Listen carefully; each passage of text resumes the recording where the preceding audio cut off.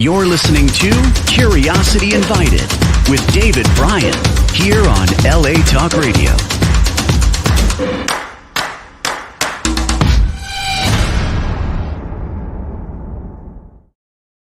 Hello, my name is David Bryan, and this is Curiosity Invited, a podcast inspired by endless curiosity.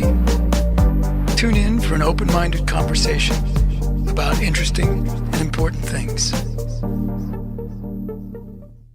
Good to see you both, and and thank you. So My pleasure. Again. So here we go. So welcome everybody to Curiosity Invited, and today I am actually thrilled, some combination of thrilled and honored to be speaking with two people who I have spoken with before, but not at the same time. Daryl Davis, who, Daryl, wave a bit. There you go. I'm the black guy. He's the black guy, and the paler guy with all the books behind him is Jeff Scoop. So that's Daryl Davis and Jeff Scoop, and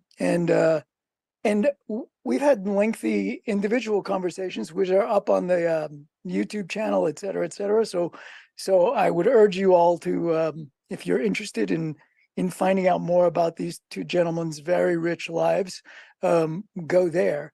But I'm gonna be bold and do a really brief description of sort of a mini bio of both of you, and then you tell me what I got wrong and fill in what needs to happen. But so Daryl Davis is a musician by training, by study, and professional musician for years. Played with many famous, and depending upon how you feel about rock and roll and boogie woogie, infamous musicians over the years.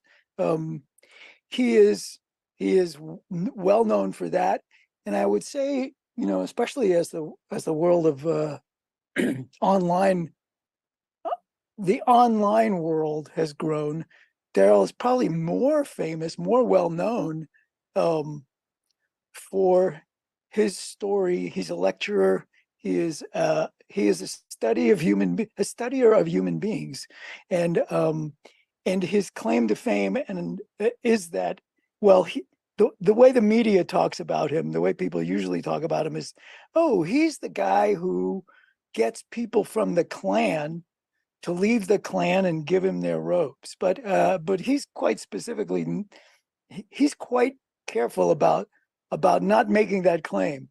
He does not convince anybody to leave, but because of their relationship with him, because of meeting him and connecting with him as a human being, many of those people do leave in organizations of intolerance, and in fact, and maybe he'll show us some pictures afterwards, but do in fact give him their Klan robes and insignia, etc. Jeff Scoop comes into this conversation from a different side. I met Jeff. I was introduced to Jeff by Daryl, and Daryl and Jeff know each other for a long time and are friends. And Jeff's entry into this conversation is Jeff was, he was in the American Socialist movement for 27 years, and for 25 of those years was the leader of the American Socialist Party, and which is essentially was the largest Nazi party in the United States of America. And so Jeff has years of being at the helm of an organization that quite specifically had no time, patience, or connection, very much of a connection with folks like Daryl, who was black, or folks like me, in fact, who was Jewish. And And several years back, Jeff left that organization and is now actively involved in helping people, facilitating people's departure from those organizations, from hate groups, etc. And he too makes the rounds and is widely known, works with the Samuel Wiesenthal Center, and is lecturing against hate and against intolerance. And so both of these gentlemen have very rich stories. And I genuinely, I really liked my conversations. I was just so moved by both of my conversations with Daryl and with Jeff. So, gentlemen, thank you again for being willing to. Jeff, thanks for getting up this early in the morning. And thanks for being willing to come back on and have a conversation, all three of us. So, did I leave anything out that's worth saying? Well, a couple corrections. One, the Simon Wiesenthal Center, and it's the National Socialist Movement, not the American National. And National Socialist Movement. Sorry about that. And Jeff, anything else you'd want to say that I left out? No, Daryl got it. He covered it.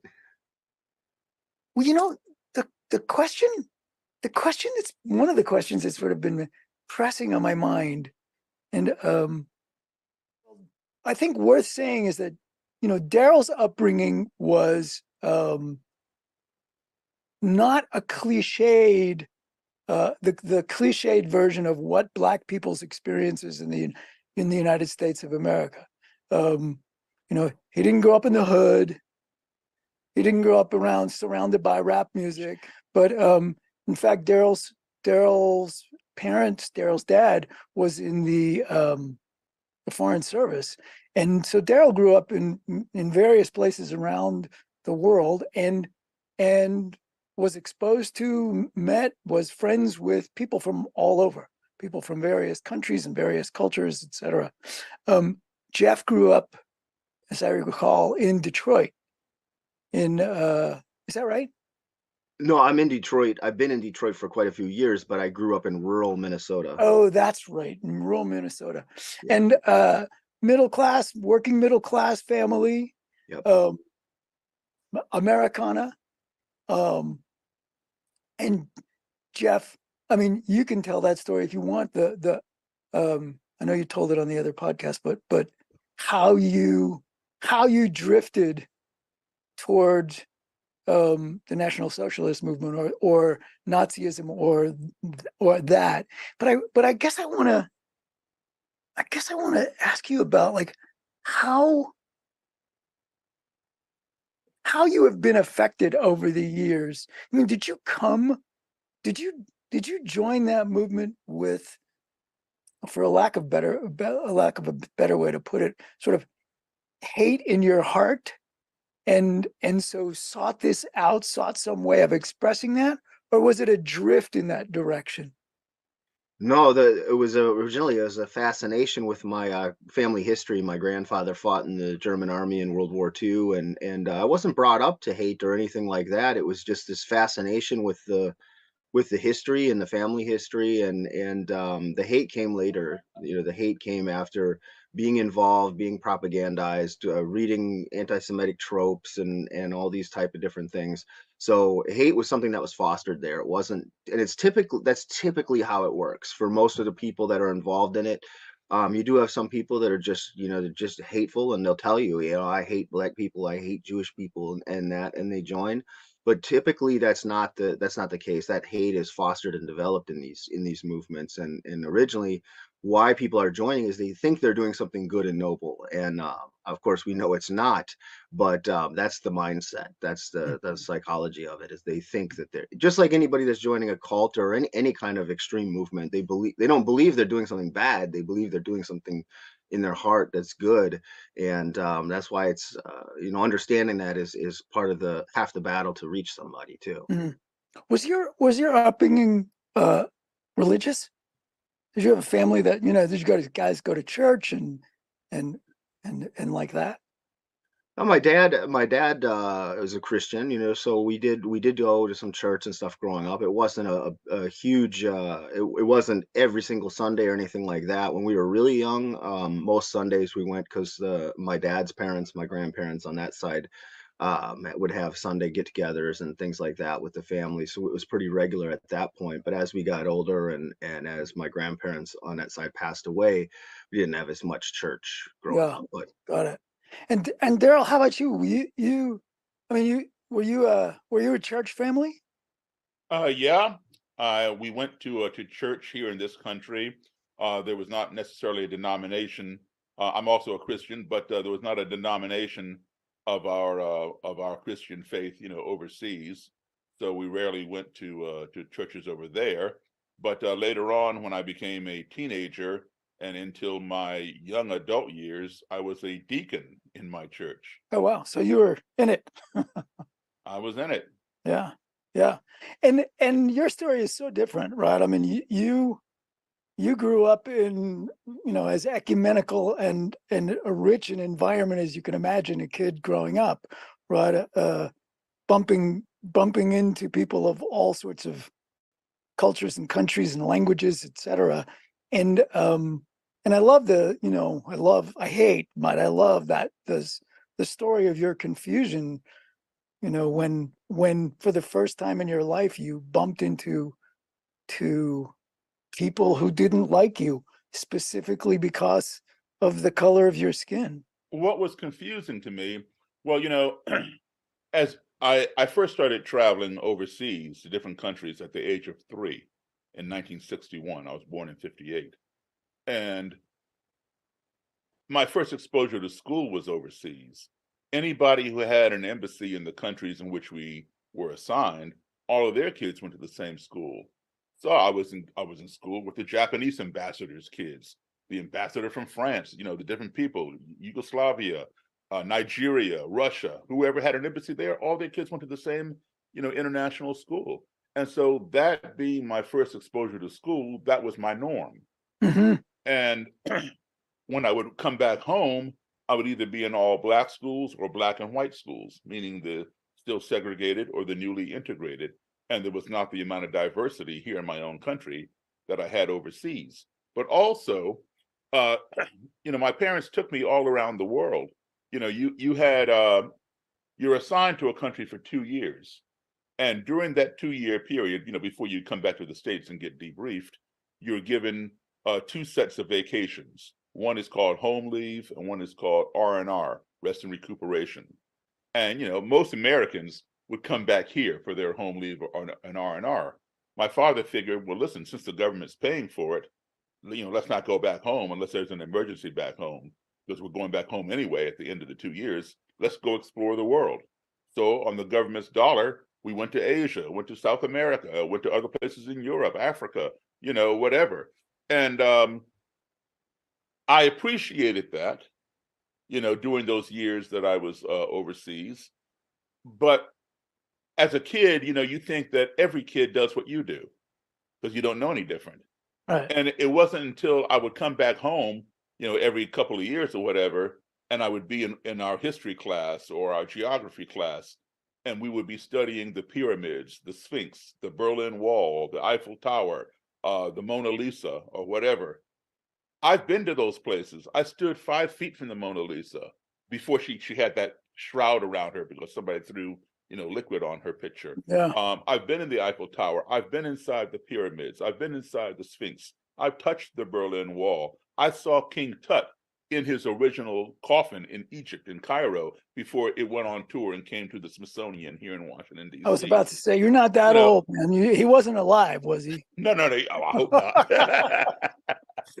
So, it was then that I really appreciated the things that my parents exposed me to, because it was then that I realized, the closest many of my peers sitting around my classroom back here in the States, the closest they would ever get to those things that I experienced were the pictures in the textbook.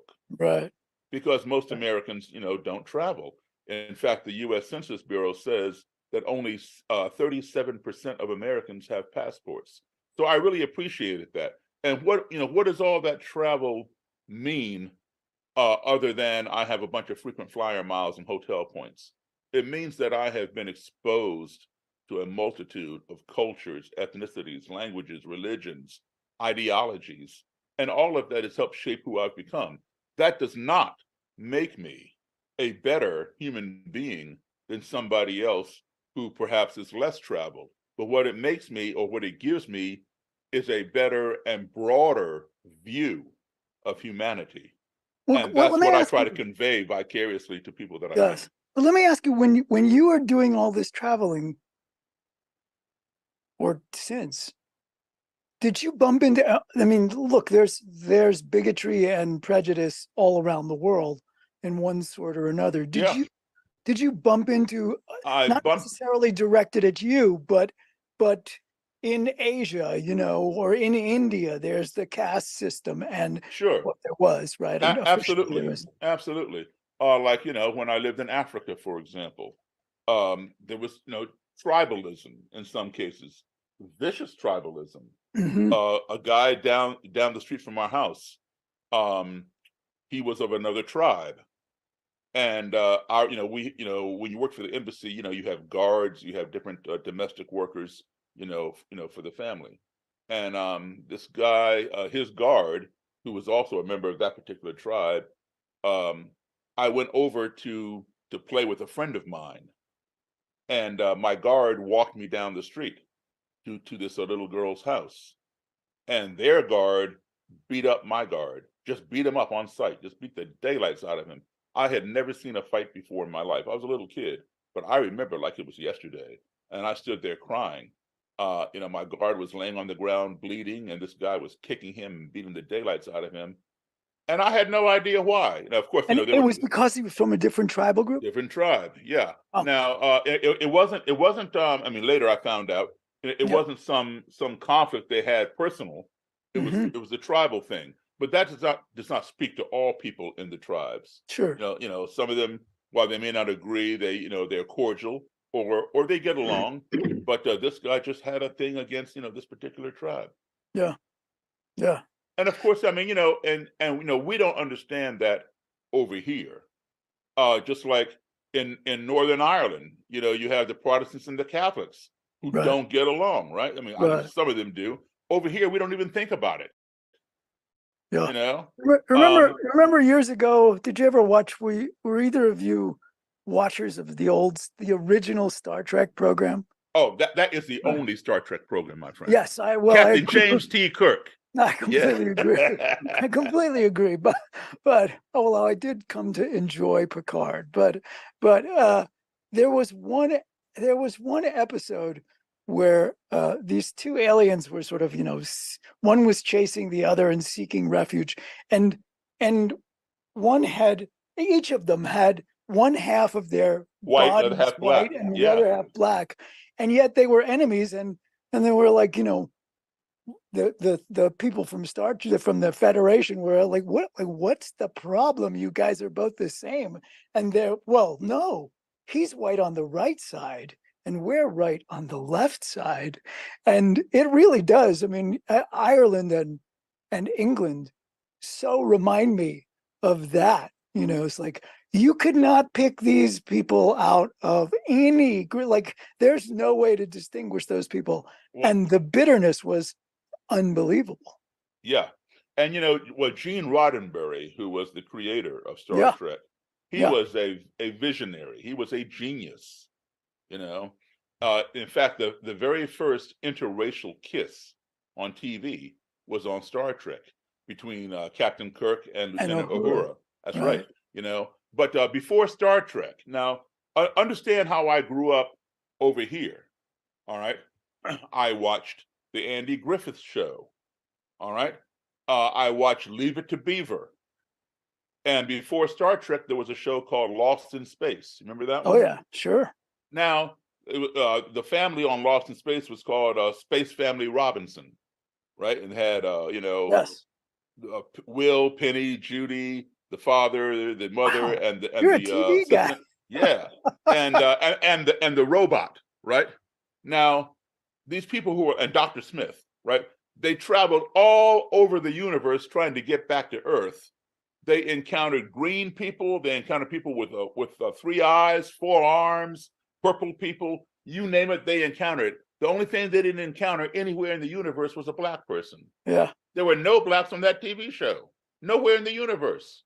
You know, Star Trek brought it out. You know, so when I watched the Andy Griffith Show, little Opie Taylor, Ronnie Howard didn't have any black friends. Little Beaver Cleaver or Wally didn't have any black friends. I don't think anybody on any of those shows, and I watched them too, was anything but white bread. I Right. mean, And all the superheroes that I had to model or idolize, Superman, Batman, Aquaman, you know, all these people, they were white. And I remember when I was in I think it was 4th or 5th grade, it was Halloween, and all my friends are going out to the 5 and 10 store and bought me a Thor outfit, Thor's mask and the long blonde hair thing and the plastic hammer or whatever. And I went to my friend's house to join the crowd to go trick or treating. Back then, you know, you didn't need your parents. People weren't passing out razor blades and poison candy. It was, you know, normal back then. And I remember a couple of my friends telling me I couldn't be Thor. you can't be Thor because you're black. Right. And Right. and that really hurt my. I wasn't even Yeah. thinking. I was just thinking, Yeah. hey man, you know, I like Thor. I'm gonna put on a Thor mask. I want to be Thor. And So- that devastated me, man. But okay, so between the time you're 9 and you have that experience where people are throwing things at you at the Cub Scout parade, and your parents trying to explain that's racism and you not believing them, and between that time and later on, was racism growing in your life? Did it sort of amplify? Did it color what had happened before when you started to realize, wait a second, this? Yeah, it grew, but it was balanced. And let me explain that. I was only here for a short time. You know, when we would come back, we would be here for like 3 months, maybe a year, Mhm, and then we would go back overseas. mhm, So every time I was home, yeah, I would experience something crazy, you know, in relation to the color of my skin. But then almost immediately we'd be assigned back overseas, and I would be back into what I call normalcy with people from all over the world, you know, surrounding me, and no skin wasn't even an Yeah. issue. That's why I didn't know what racism was Yeah. until I learned it the hard way, literally. Boom, you know. Right. And Jeff, did you grow up with any friends that were sort of obviously different, whether they were black or Jewish? Like, did you have, you know, some sort of, I don't know what to call it, multiculturalism, whatever in your life, or it was because the neighborhood was entirely homogenous? It was where I grew up in rural Minnesota was all white. It was all So white. yeah, it was completely all white. So you would have some migrant workers that would come work the fields in the summertime, but you know, they kind of kept to themselves, and we didn't know any of the kids or anything like that. So I grew up in an all white area, and really didn't even meet people of other races. I think there was one adopted Asian kid that was in town, and that was about it. Mhm. And but none of that, but that didn't sort of lead you to mistrust, dislike, have all sorts of negative thoughts or feelings about these other people. You just didn't have any contact.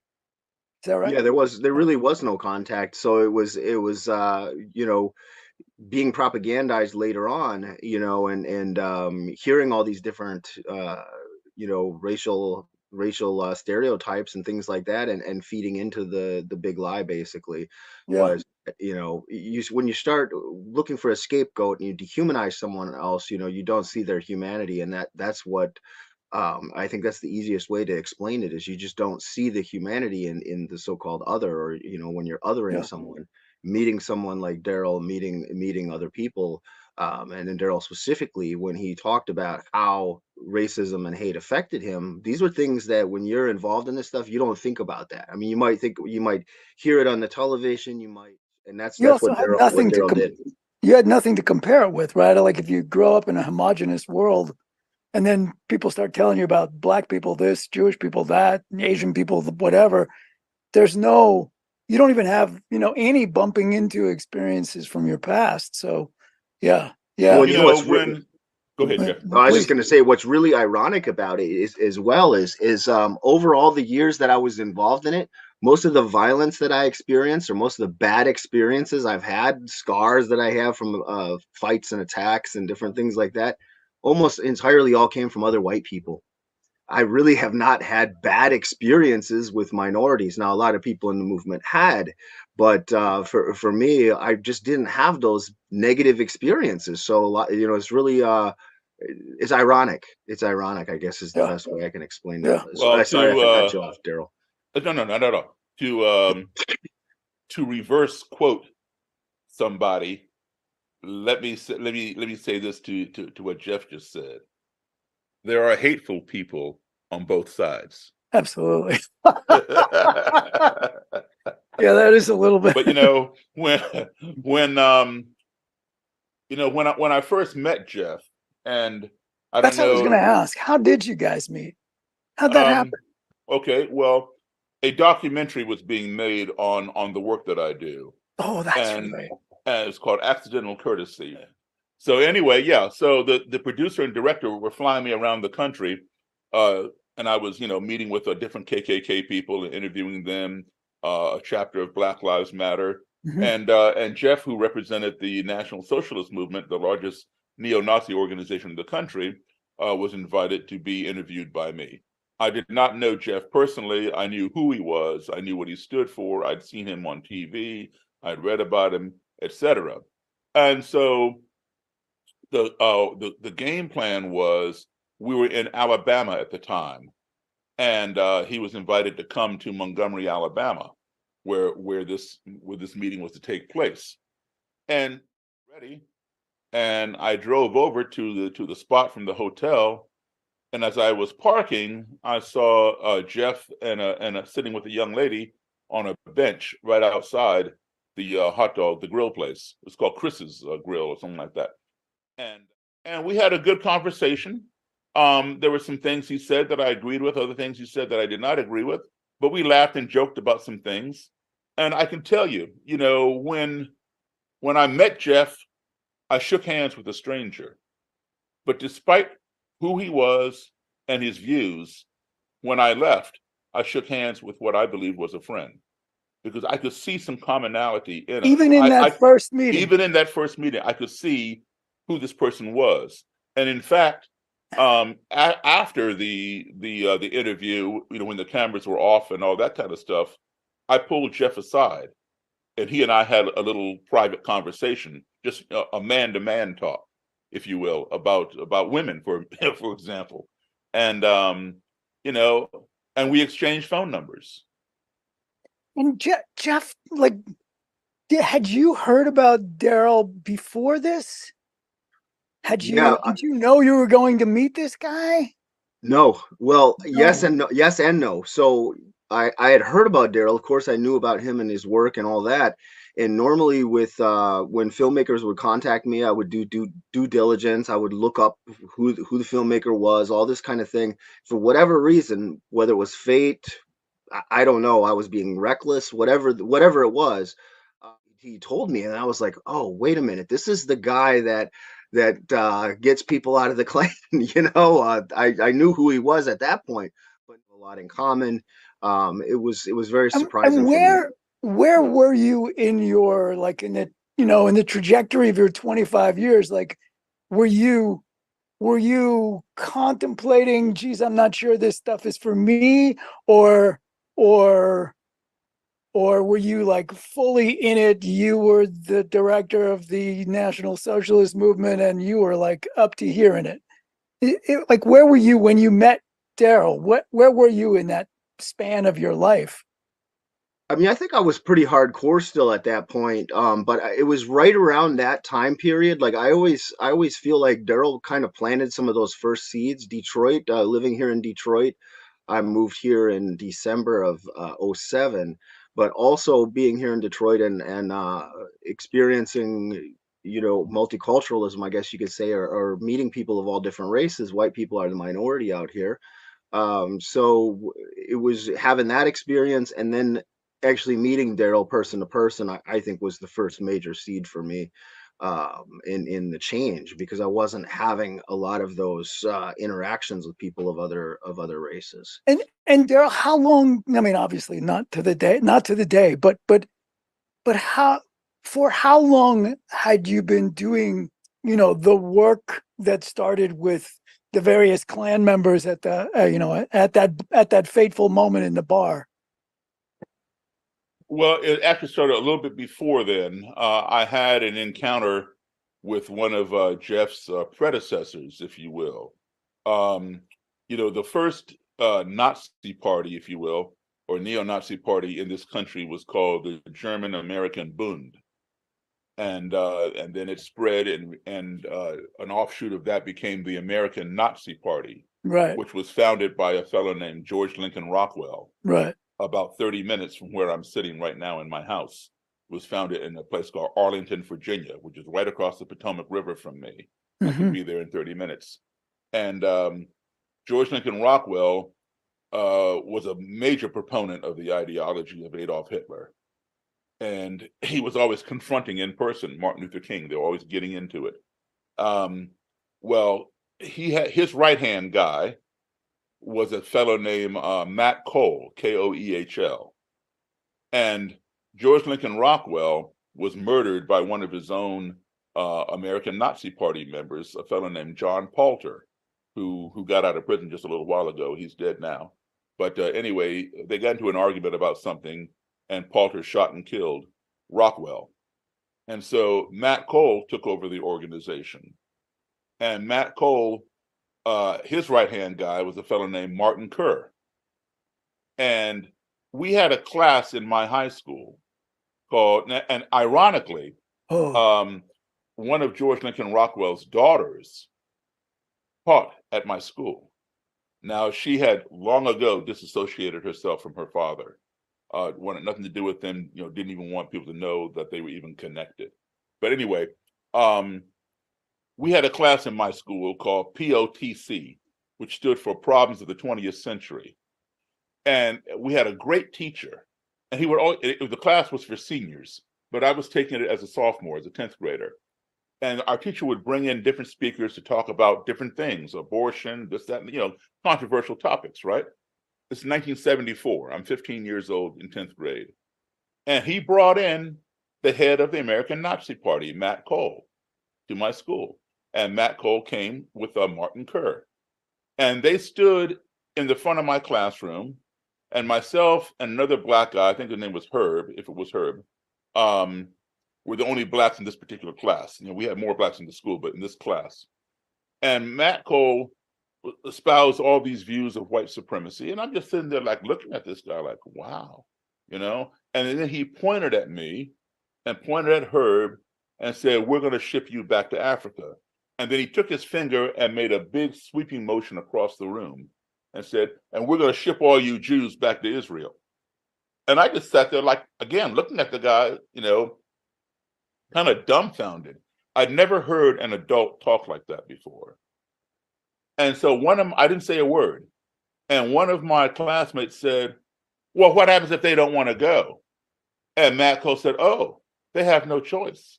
If they do not leave voluntarily, they will be exterminated in the upcoming race war." That was the very first time I ever heard the term race war. Now, I already had the question in the back of my head, how can you hate me when you don't even know me, Right. from my past experiences, right? Right. But I'd never heard the term race war. And that experience prompted me to go out and buy as many books as I could, learn as much as I could about this ideology. I bought books on Black supremacy, white supremacy, anti-Semitism, the KKK, the Nazis in Germany, the neo-Nazis over here, just to learn, where does this come from? Now, later that day, I was standing by my locker in the hallway of the school. I was the only one there. Matt Cole and Martin Kerr were leaving. They'd been there all day because they had other POTC classes. And they saw me and stopped right in front of me, about less than 3 or 4 feet from me. They didn't say a word to me. They glared at me and sneered, and then they started laughing and walked on down the hall. And that just prompted me to learn more. Mhm. So, like I said, I was 15 years old, and I'm 65 now. Now, I had to learn more about this, and like I said, my generation growing up, we were taught to respect our elders as figures of authority, whether it's the mailman, the policeman, the librarian, whoever was older than you was your elder, and you were to respect them. You didn't have to agree with them, but you were to respect them. So that's why I did not confront Matt Cole, when he said all this BS. I knew he was wrong, but I was showing this respect. And so now I graduate. I have all this knowledge from my books. I graduate high school. I go to college. I graduate college. All right. And so I graduated college in 1980 at the age of 22. 2 years later, I'm 24, 2 years outside of college. I've been attending all kinds of anti-Klan, anti-racism meetings. I didn't join any groups, but I attended these meetings. And let me tell you something, no joke. Some of these anti-racist groups were just as violent, if not more violent, than some of the racist groups. Okay. And that's one of the reasons why I didn't join them. Anyway, I learned a lot from them as well. And I learned from somebody else outside that the American Nazi Party was going to have a silent, unpublicized demonstration in front of the White House, right across the street in Lafayette Park. So I figured I'm going to go down there. I wanted to confront Matt Cole. Yeah. Okay, so I parked catty corner to the White House. The thing was to be at 12 noon. And I waited. And sure enough, just before noon, here comes this van. And about, I don't know, I think I counted like maybe 13 of these people get out of the van. These are the neo-Nazis, the American Nazi Party. There's Matt Cole and Martin Kerr, the same guys who came to my high school 8 years ago. You never, ever forget the face of somebody who tells you they're going to send you somewhere, whether you like it or not. If you don't go voluntarily, you're going to be exterminated. Or be exterminated, right. Yeah. So I see them, and Matt Cole is getting his people lined up on the sidewalk. Now, there's nothing that indicates, they're Nazis. No SS insignias, Gestapo uniforms, swastikas, none of that stuff. They're all in black suits. Ironically, most of them have these little black mustaches too. But anyway, they all line up, and they had placards, holding in front of them, and they're facing the White House. Now, people are walking by, not knowing who they are. I knew who they were because it's lunchtime, right? So I get out and I walk over right up to Matt Cole, and I said, "Matt Cole," and he jumped back like, "Who is this black person that that knows my name?" And he says, "How can I help you?" I said, "Do you remember me? You spoke at my high school." And he says, "Which high school is that?" I said, "Thomas Wooten High School." And he looked at me, he goes, yes, I remember you. That was a long time ago. I remember that. And I said, "Yes, it was 8 years ago." He goes, yes, I remember. "What can I do for you?" And I said, "Do you recall what you told me?" He said, he nodded his head. He said, "Yes. How can I help you?" I said, "Well, I just want to know who gives you the authority to make permanent travel arrangements for me." And he says, "What's your name?" I said, "Daryl Davis." He put his hand out and he shook my hand. And I learned something that day, how to intimidate people. He didn't intimidate me really, but I learned the technique. He held my hand in his hand as he was shaking it. He held it tight and continued holding it while he took his left hand and shook his finger in my face. And he said, "What's your," I said, "Daryl Davis." He said, "Mr. Davis, you have to understand one thing. It is in the interest of your race, the black race, to be a strong race. And you cannot be a strong race unless you are a pure race. And you cannot be a pure race if you are miscegenating with other races. It is in the interest of my race, the Aryan race, to also be a strong race. We are becoming a mongrel race by miscegenating with mud races such as yours. Hmm. So anybody who is a non-Aryan or Anglo-Saxon is what's called a mud race. And he went on espousing, he finally let go of my hand, but he went on and espousing these views. We had a good conversation. When I say I was there to confront him, I don't mean I was there to beat him up or get into it like that. I was there to present my views and question him, make him open up some more about this stuff. I want to learn from him. And so I did. And then I thanked him for his time. I shook his hand again. And not that I was buying anything. And it was there that he told me something during this conversation that resonates like crazy today with me. I mean, I've known about it for a long time, but in 1982, when he first told me this, I didn't believe him because half the stuff he was saying were lies. I knew they were lies. So I just assumed everything he was saying was a lie. But this was true. He told me in 1982 that if things did not change, that this country was going to become white people in this country were going to become a minority in the year 2042. He told me that in 1982. All right. And since then, I've been watching that. And yes, it is predicted that in 2042, this country will become 50-50, 50% white, 50% non-white, which includes Blacks, Asians, Hispanics, whatever, right? Probably between 2045 and 2050, it will flip and whites will become a minority. This is happening. So when you have sat on the throne of power for 400 years, you don't want to get off. That's all you know. You don't want to get off. You look at our last president who was only there for 4 years. He thinks he's still there. He doesn't want to get off. Okay, so that's a normal thing when you acquire power. This is happening. When I first started doing this work 40 plus years ago, back in the 80s, right? There was the Klan, there were white power skinheads, and there were neo-Nazi groups. Basically just those three. I mean, there are a couple other French type people, but those three were the biggest.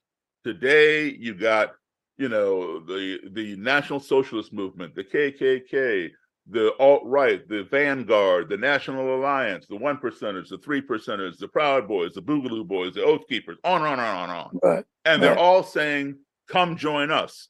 Come join us. We're going to take our country back. But I want to get back to how you guys that first meeting where you walked in strangers and on very different sides of at least a social reality, and you walked away with a connection, because that seems to be I wasn't there. Okay, unusual. I mean, I can't. Jeff will speak to how he viewed me. I simply I wasn't there to attack Jeff.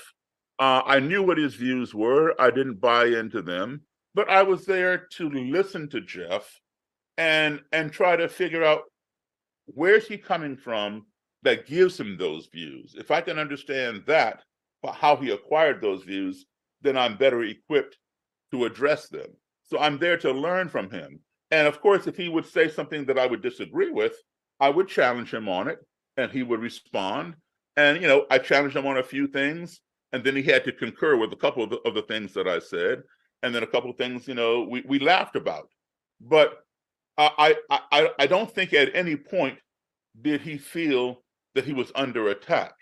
But I think at one point he realized that we were getting a little too comfy, and he went into neo-Nazi mode, because he realized, oh shit, I got to do something here. Well, Jeff, do you remember that? Do you remember that? I do.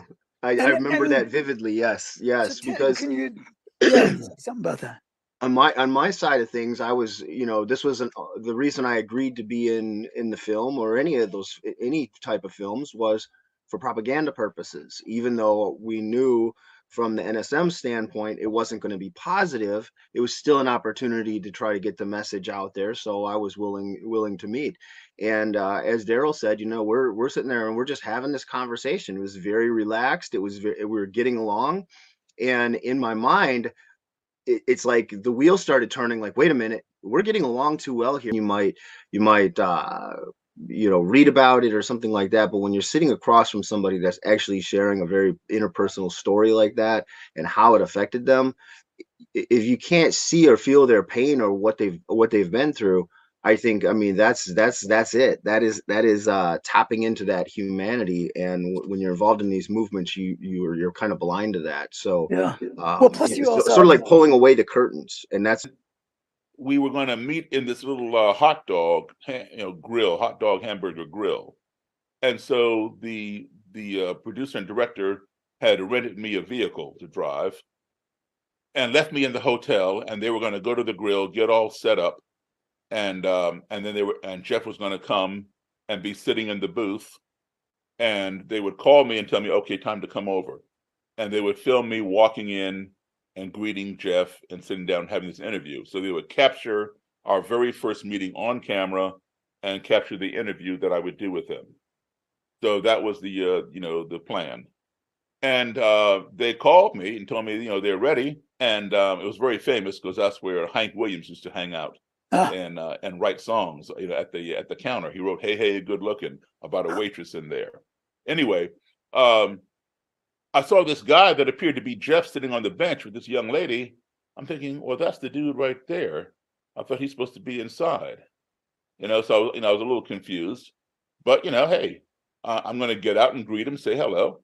And so I got out of the van and I walked over and I said, "Are you Jeff Scoop?" And he said, "Yes." And I shook his hand, and he introduced me to his friend, and we went in together, to the surprise of the director and producer, who were unable to capture that on camera because Jeff was outside for some reason. So anyway, we sat down in the booth and we began talking. And I didn't look up anything. They just pitched the show idea, and I said, "Well, that sounds interesting. Yeah, I'll come."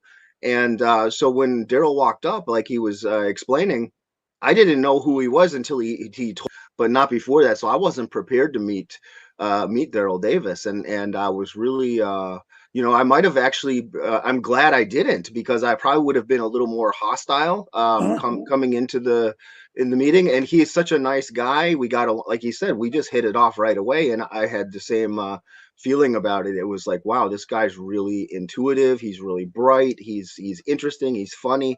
We have a lot in. Just snap back into movement mode, and then I was like, I'll fight to the last bullet for my people. Just I just turned that light switch on, and Daryl was just kind of like, huh. Well, where did that come from? It was just. This was all film. Did any of this end up in the final cut of the film? Yeah, absolutely. And when you look at it, is it clear that that it's comfy? Yeah, absolutely. Yeah. I mean, we're talking about Jeff is a musician. He's a former singer in a band, and I asked him, what kind of music did you sing? He says rock music. I said, well, rock music was. Well, at first I said, well, who created rock music? He says, Elvis Presley. I said, no, my friend. Man, you walked right into that one, Jeff. So I brought up Chuck Berry, and he goes, well, what difference does it make? Music is music. If it's good, it's good. And so we carried on. So we had that connection. Yeah. And then he brought up he brought, blacks have their own groups. You got the NAACP, and I said, yeah, but there are white people who are members of the NAACP as well, plenty of them. I said, can I join the National Socialist Movement? He's like, no.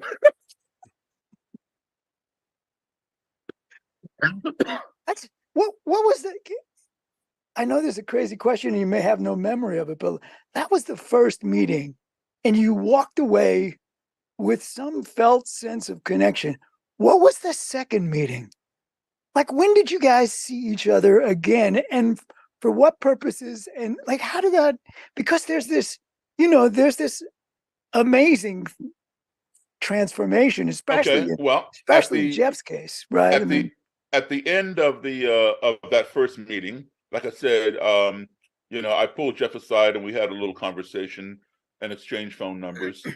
And we took a picture together, he and I. And he asked me if I would text it to him, which I did. And then this was 2016. And then the following year was that major fiasco in Charlottesville. And Jeff was there. And in the interim, or somewhere in there, Jeff had participated in another documentary with a good mutual friend of both of ours, Yeah. a female Muslim filmmaker named Dia Khan. Dear Khan, right. A great lady, great filmmaker, just a great person. And he had some interactions with her, and he also began questioning that ideology, because here's this woman who was spending a lot of time with him. When you meet somebody face to face and you spend time with them, even though you may not agree with everything, you establish a connection. It's like I always say, when two enemies are talking, they're not fighting. They're talking. They might be disagreeing, but they're talking. It's when the conversation ceases that the ground becomes fertile for violence. And you spend 5 minutes with your biggest adversary, you're going to find something in common. Whether it's you're talking about your kids or a movie that you liked, or you and I talking about Star Trek or whatever, it's that kind of thing. It brings you closer. And that gap between you begins to narrow. You spend another 5 minutes talking with somebody, you find more in common, and now it closes again. When you get to this point, you are in whether you like it or not, you are in a relationship with your adversary. It's a cordial relationship. And, you might not be going out and having dinner with them, but you are relating to them. And you keep on talking for another 5 minutes, it closes more. When you get here, you are friendly with this person. You are friendly. And by this time, you have found so much more in common that the trivial things that you have in contrast, such as skin color, or whether you go to a church, a synagogue, a mosque, or a temple, begin to matter less and less. So you think about this Muslim woman not spending 5 or 10 minutes or 15 minutes with Jeff, but spending days with him doing this filming. There has to be some kind of simpatico relationship going on. And he began to even question further his entrenchment in this. And I can let Jeff, speak for himself on, into this. Yeah. So Daryl's right. And meeting Dia Khan and spending all that time with her, I was able to see her humanity. And that was Daryl planted the first seeds. And with Dia, that was the end of it. I mean, I stuck it out a lot longer in the movement, and I probably shouldn't have, because I was trying to work through a lot of different things. There was a lot of complications and things like that with leaving, but they changed my life 100%. But I want to push. I want to push a little bit at that. Well, no, say what you want to say first. I really want to push about that. Yeah, I want to answer your question too as the second meeting. So, you plant the seed, but that's not enough. The seed has to be nurtured for it to grow. It has to come back and watered. I planted the seed. Dia nurtured it. It bloomed, and what you have is the result. All right. So the second meeting. So Jeff participated in the Charlottesville Unite the Right rally, and shortly thereafter, he was done. He realized, this is not where I need to be. This is not my thing. Your relationship with Dia happened before the Charlottesville event?